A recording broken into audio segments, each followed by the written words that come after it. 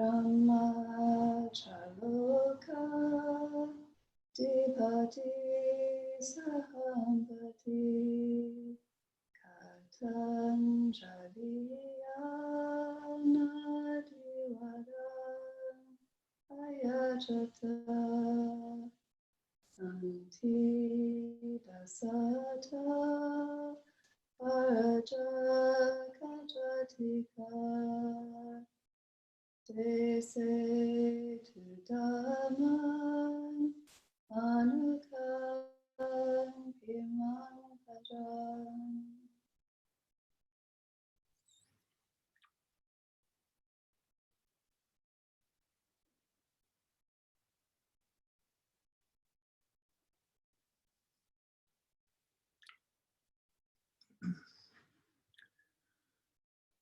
Namo tassa bhagavato arahato samma sambuddhassa. Namo tassa bhagavato arahato samma sambuddhassa. Namo tassa bhagavato arahato samma sambuddhassa. Buddhang dhammang sanghang namasami.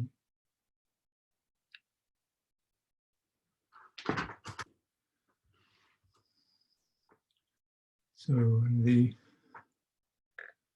rationales behind this gathering is to create a gathering and to give us an occasion to align ourselves to something that extends beyond the circumstances we find ourselves in, whatever they are, into something more timeless and long-standing and universally applicable, which of course is the practice path of the Dhamma and the realizations that occur. And one of these is called entering the stream. Entering the stream, you've heard of stream entrers, entering the stream. That one's actually in something that has got a certain momentum, a certain flow, a certain direction to it. You're not just some isolated, thing in a body that's struggling around and trying to make sense out of this. You're in something that's going to carry you along, and you stay in it, and it's going to take you to this good place. And you're in there with a lot of other hearts and minds that have and are in that stream. And it's a stream of joy. It's a stream marked by joy. And joy is so necessary in our lives. Because joy, it's a feeling, but it's also it's an energy that nourishes heart, body, mind. If one is joyful, one is stronger, richer, more well-fed. It's just a fact. Nothing can feed you like joy. Nothing can feed you like truth. Nothing can feed you like friendship. Nothing can feed you like these heart qualities. This is the whole, point of all good karma, all bright karma, is that the result of it is not just right and wrong, it's bright or dark. And the brightness is associated with that touching the Dhamma, being inspired, lit up, lifted, and then carried.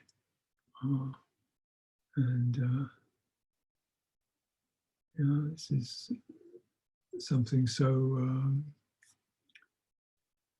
deeply sustaining for people in our lives. We're so often we're just carrying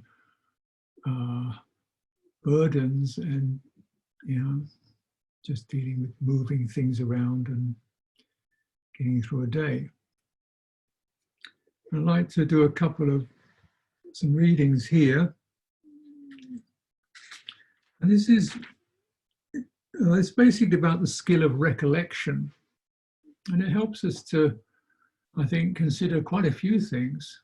The nature of happiness and joy, the nature of good karma, the nature of the mind, and the nature of things such as samadhi, concentration, and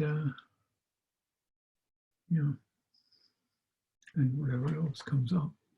This is the first one, is about, it concerns the Buddha's talking to Mahanama. Mahanama, the Sakyan. The Buddha was a Sakyan. I think Mahanama was a cousin of his. So whereas many of the other Sakyan princes and aristocrats became bhikkhus, Mahanama stayed in the household life, and he was a great supporter and follower of the Buddha, the Dhamma and the Sangha. And this is an occasion when the Buddha is actually at Kapilavatthu. So the Buddha roamed around a lot, and on certain occasions he'd get back to Kapilavatthu, which was his where his father had lived. And he sees Mahanama, and I'll have to abbreviate this because these suttas tend to be very repetitive. This is from the book of the 11th, the Anguttara Nikaya, and it's the 11th and some of the 12th sutta. And he advises, so Mahanama is saying, you know, I've got all these things to do.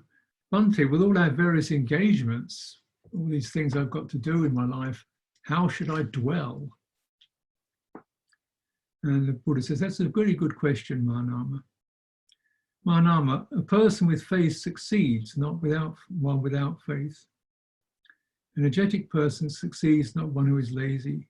One with mindfulness established succeeds, not one who is muddle-minded. One who is concentrated succeeds. One succeeds who is wise. Establish self in these qualities. You should also recollect the Tathagata, that's the Buddha. The Blessed One is an arahant, perfectly enlightened, accomplished in true knowledge and conduct, fortunate knower of the world, unsurpassed trainers of persons to be trained, teacher of devas and humans, the enlightened one, the Blessed One.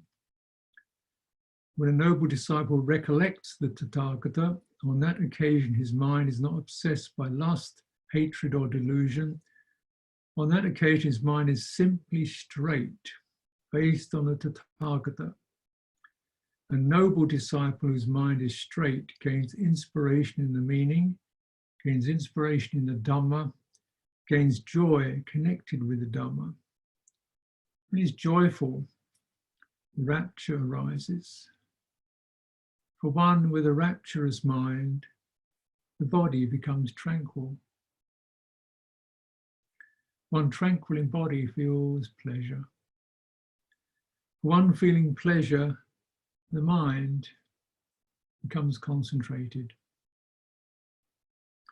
This is called a noble disciple who dwells in balance amid an unbalanced population, who dwells unafflicted amid an afflicted population. As one who has entered the stream of the Dhamma, he develops recollection of the Buddha. And he does similarly to the Dhamma and the Sangha. He recollects these. And he also says you should recollect your own virtuous behavior.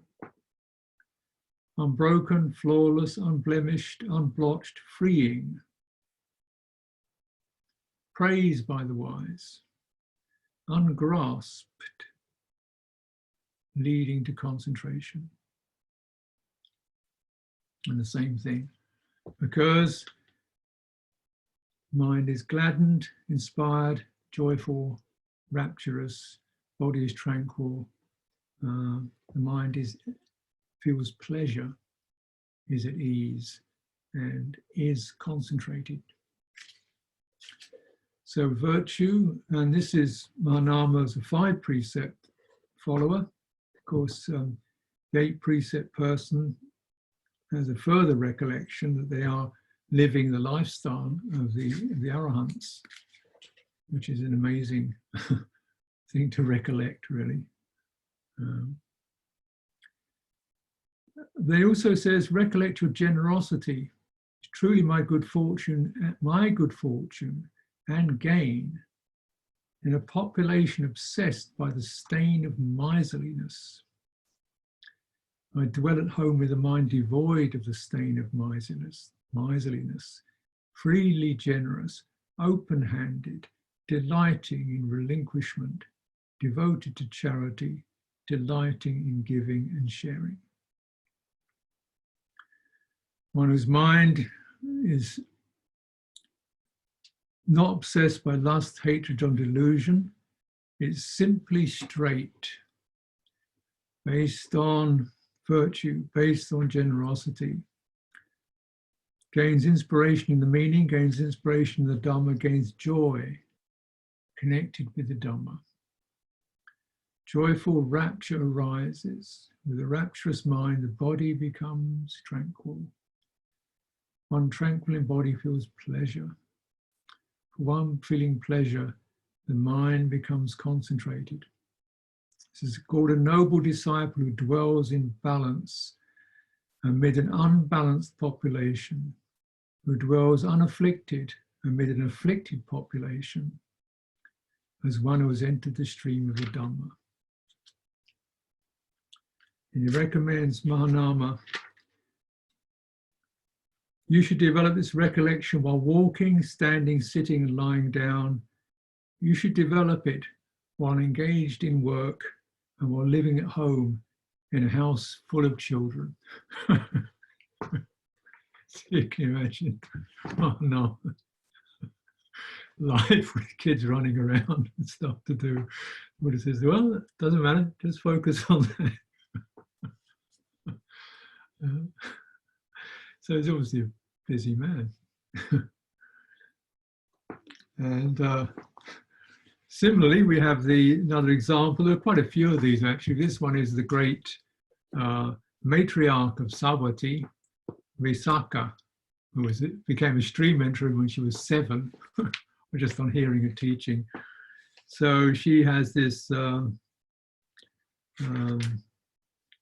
wish to provide various requisites for the bhikkhus and the bhikkhunis. And the Buddha says, well, you can do that if you like, but what benefit do you see for yourself in this? And so he says, yeah, this is, yeah, what do you get out of this for yourself? And she says, so, well, because he wants to ask her. So, you know, it's for you. You've got to get something out of this.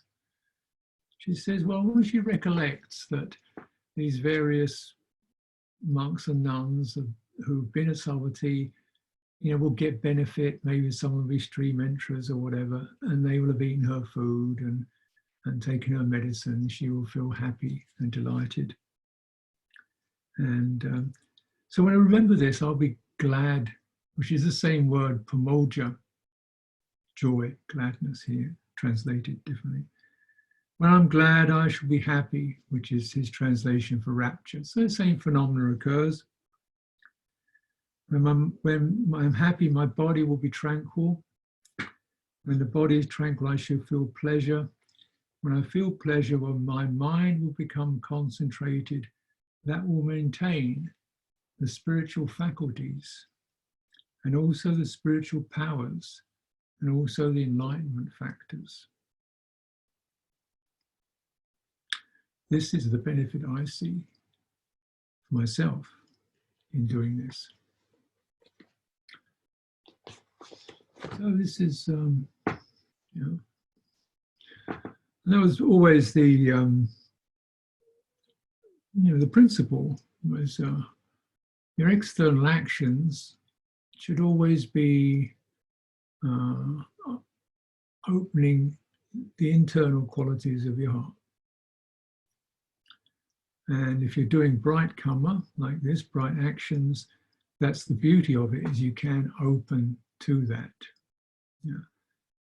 Your heart will open to that because you're doing something you have no, you know, you have no regret about. You have no, it's not competitive. It's not self-oriented. It's not closed. It's an open state. And so what you're doing, the goodness of that is going both ways. You know? And this is exactly the kind of cultivations that are required. Yeah.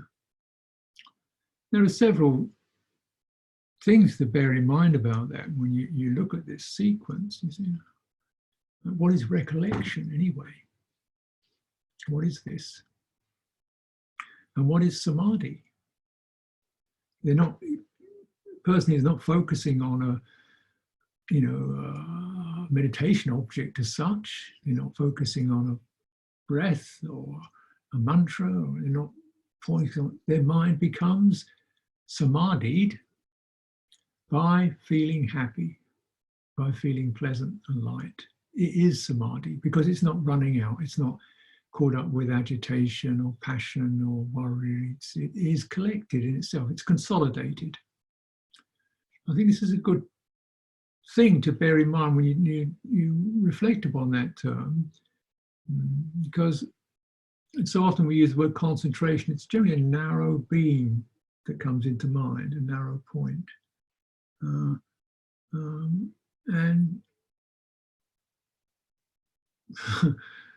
yeah, just on some kind of object.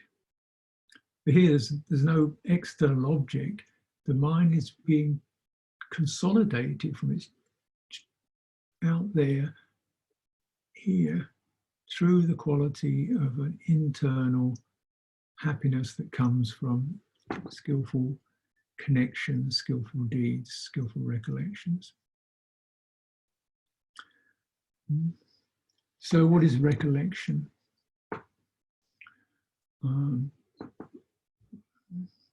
It seems that we're thinking about something, and that's true in a way, but the particular quality here is associated with deep attention or careful attention, yoniso manasikara. Yoniso manasikara, attention that goes right into the source of where we're coming from, where our motivation is, where our inspiration rises up. It's going right into that place, to the heart, in fact, going right into the citta. So we're entering the citta through that. And I would suggest that for the average person, thinking doesn't do that. Ordinary thinking doesn't do that. It doesn't enter the heart. It scurries, and it's abstract.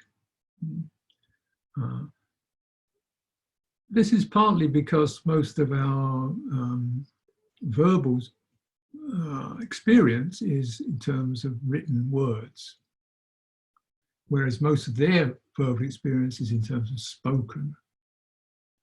Writing was around, but wasn't very common. They didn't use it a lot. Mostly the word was the sound of a voice coming through a human body, and they'd hear it with their ears and go into the heart. And you get the tone and the mood, and it touches the heart directly. And of course, all the teachings were given in that way. So this is thinking, but in a deeper way. It's rather like, as you could imagine, when you talk, you use really this part of your body. When you chant, you use from your belly on up. You use the whole body. You might also know the difference between, if you've been practicing any body work like yoga, hatha yoga, breath work, you breathe from the belly, and the breath is long and deep and steady. Your whole body breathes. A person, many other people just breathe very shallow, top of their lungs. Breath goes quick. But as you cultivate body work or breath work, what occurs is you breathe more the whole body, and your breath rate slows down, so it's calmer and stronger. Now, these are analogies for what's happening in their thinking process. They're not thinking shallow. They're not thinking about, oh, I'll do this and then that. And this is interesting. That's a nice idea. They're thinking from the depth of the heart.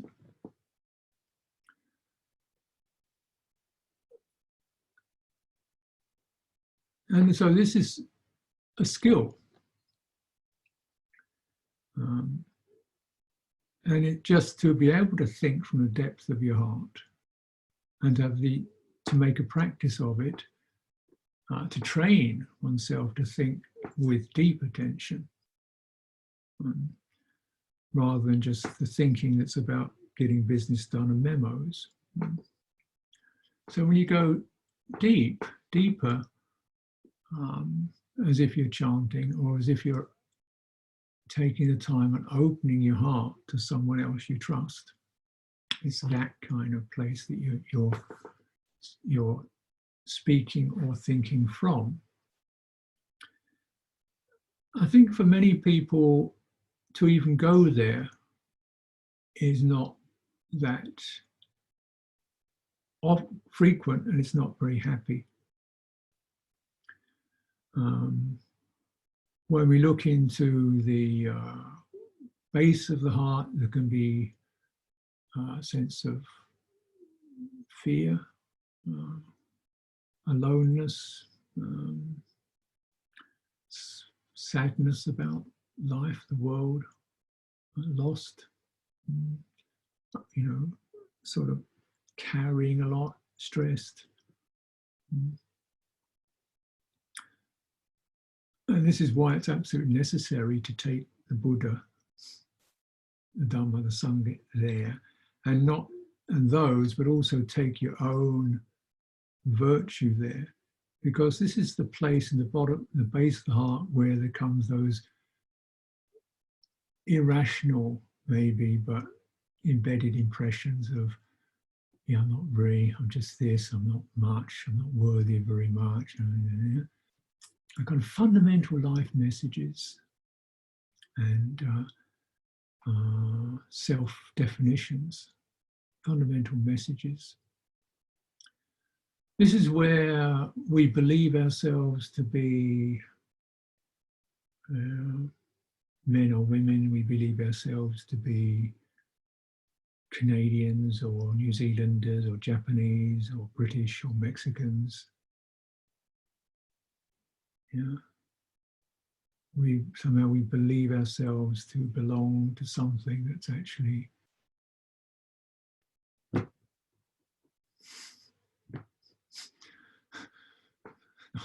not really, not going very far.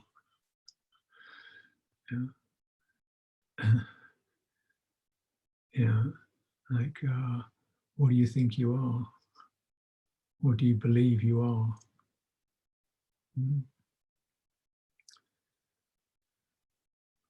Because where that is, that's what you're going to be. If you don't check it, that's what you're going to be. And the rest of it's just surface stuff. And this is where the good karma rests. So what's being encouraged here is to form an affiliation, a link, a stream, a lineage, you could say, a transmission that you belong to. That's why you recollect it. He says, do this a lot. Do this a lot in a world that's unbalanced, in a world that's afflicted. So that in a world that's unbalanced, afflicted, crazy, so forth, you are not belonging to that. You are not taking your lead from that. You're not oppressed by that. That you're not downhearted with that. Because for your welfare, your heart can rise out of that. And don't ever doubt that it can't. This is the nature of mind, citta, heart. We weren't born belonging to a nationality. We weren't born in we weren't born in circumstance. We were born in awareness. We arose in awareness. Consciousness happened to that. Sights and sounds and the details got filled in, and then we started to believe in it. This is what I am. This is what people say about me. That's what I am. That's not the stream.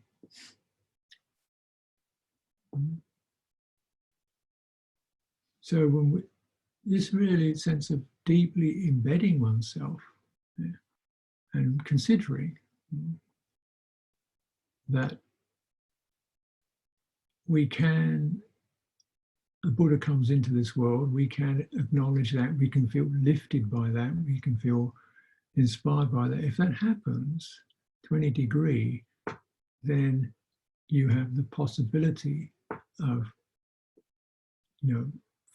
entering that stream. That's why the Buddha said to Ananda, he said, look, anyone you have compassion and concern for, you should encourage them to take refuge in the triple gem. Because if they take refuge in the triple gem, it's impossible. They cannot be reborn in hell, heaven, realm of the hungry ghosts and animal realm. If they've taken refuge in the triple gem, they're not going to go down. And if we've done more than take refuge in that, but actually picked up some of these teachings and connected to what the Buddha's saying, to his Dhamma, and endeavored with it, made effort with it, and grasped it and held to it and be able to tackle some of these teachings, he said, well, then you could be going up. And so this recollecting of the triple gem is taking these qualities deeply into the heart. And this is something, this is a meditation. And then to one's own virtues.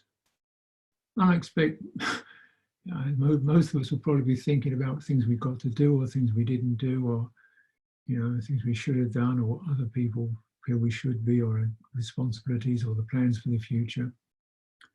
And I guess one of the ironic gifts that this locked-in situation gives us is that there are no more plans. There's guesswork and visions and fantasies. There's no more plans.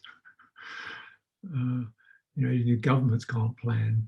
They don't know what's going on either. They just keep hoping and imagining and casting out ideas. So the plan is gone. So you really, every day is just the day. Get through the day. Get some food, get some rest, get tidied up, get through the day, cultivate. It's a wonderful, like this, even in the horror of it all. This is, for a Dhamma practitioner, there's an advantage, there's something to be gained out of this because we're on retreat. And the restraint is built in. And so it just encourages to come back into what is timeless. Come out of the day. It doesn't really matter if it's Monday, Tuesday, Wednesday, even what time it is. It's 1:45 in the morning here. So what?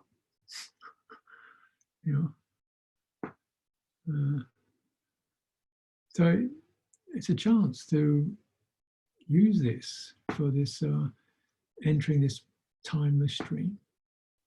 The virtues, and what is the nature of virtue, and what is the common ground of virtue and generosity? The exercises and cultivations in mutuality, aren't they? And you can't, you're virtuous to others, to animals, to human beings by not harming them. You're virtuous to human beings and we're not lying to them. And so forth. So they're relational, there's a sense of mutuality. You're a sober, reliable person. That is a gift to others already.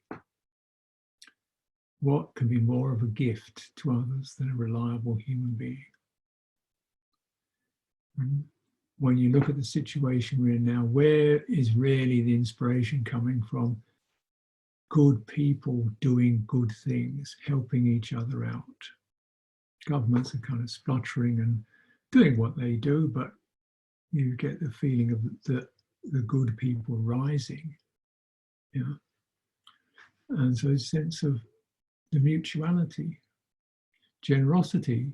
We're generous to others, generous in terms of material things, hospitality, health, medical supplies, and of course Dhamma. And so these are, I mean, you know, you're no longer in this sort of isolated skin bag. You know, your heart, you're out in the heart realm, which is always mutual, relational, and sharing, and fluid, and flowing. And this heart realm that you've moved into, this is something that is pleasant, joyful, it lifts, and you are concentrated in it, not through forcing yourself to be concentrated, just because your energies and your attitudes and your perspectives, and you are gathered in that. Yeah. That one takes one's virtue with a sense of something rather precious that you look after, and you're gathered in it. You know, I live in my virtue. I happen to be inside this particular box I'm in, but I didn't go forth for a box to live in. I didn't go forth in this country. I went forth into integrity. That's where I live. And yeah, I have a bowl, an alms bowl. I went forth to carry the bowl. Yeah, and to carry the bowl, the Buddha's bowl, so that people would see the sight of a samana and feel there's an alternative to the material world. And for people who are not carrying the alms bowl, then there's still these qualities they are carrying. Virtue. And they carry, as you carry virtue and generosity, it carries you if you reflect upon it and recollect it deeply. This gathers the mind in. This is samadhi. And as it said, when the mind is in samadhi, it sees things as they really are. It's got past the distortions and the propaganda and the politics and the economics. It sees things as they really are. And it becomes disinterested with, you know, the material world. It's like, that's not my story anymore. Disinterested, and it begins to release these distortions and realize liberation. So this is how the path develops. But daily life, here's Mahanama sitting in his, wherever he is, with his kids running around and doing whatever he's doing. On one level, he's doing that. Yeah, that's just what's happening at the kind of external surface, but embedded in the ground of the heart is a sense of, oh, this is just what I do, but this is what I am. This is where I live. This is just stuff that you deal with, but your basis is here. And in this world, one is balanced because you have that inner gravity. And without that inner gravity, surely a person is just rocking around like a feather in the wind, blown around. So this is the possibility and the occasion that recollection brings up for you, for us. So encouraging the mind to think slowly, touch the heart, touch a value, dwell upon it, get the feeling for it, linger in it, abide in it, enjoy it, steady in it. This is for our welfare.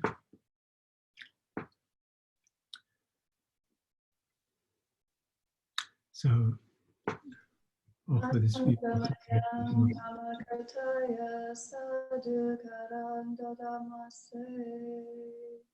Sadhu, sadhu, sadhu, anumodam.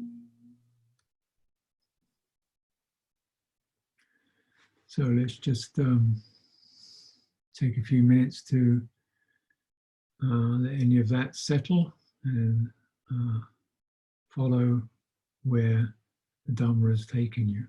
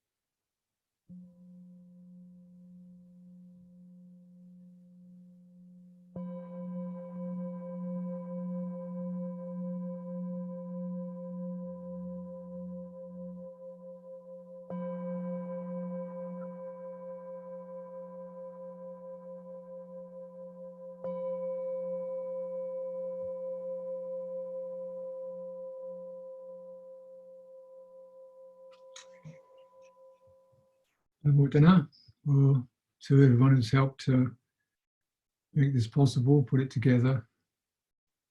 Great pleasure to be able to offer some support, some Dhamma at this time.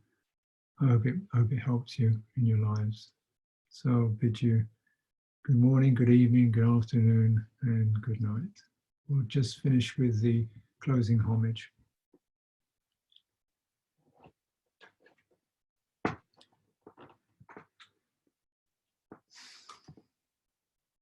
Arahant Samma Sambuddho Bhagava Buddham Bhagavan Abhivadi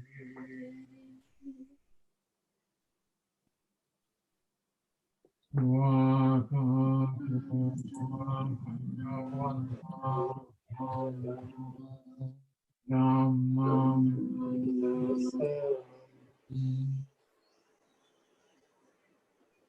Supatipanno Bhagavato Savaka Sangho Sangha